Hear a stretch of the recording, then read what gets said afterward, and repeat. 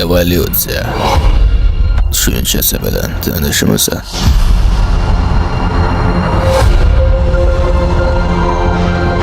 O'z davrida insonlar buyuk muvaffaqiyatlarga erishganda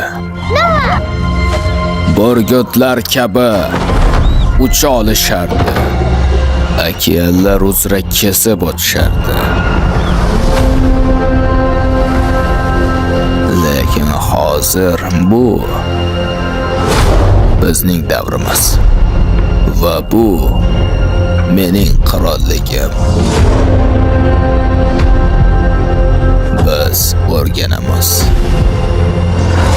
Maymunlar o'rganadi. Men o'rganaman.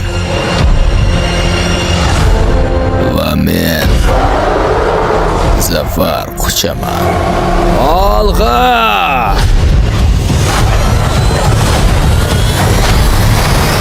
10-mayda. Afsonada aytilishicha, bu dunyoda maymun va odam yonma-yon birga yashash mumkin bo'lmagan. Nega ularni ovlashadi? U ko'rinishdan ancha aqlli. Oqsoqollar bizga bu dunyo haqida hamma narsani ham aytib berishmadi. Qiroling oldida bosh eg. Maymunlar odamlarni ovlaydi. Ammo bu noto'g'ri.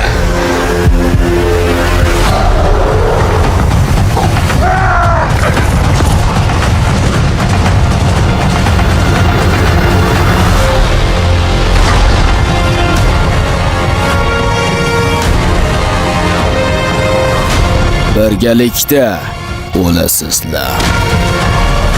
Yo'q, biz birgalikda kuchlimiz.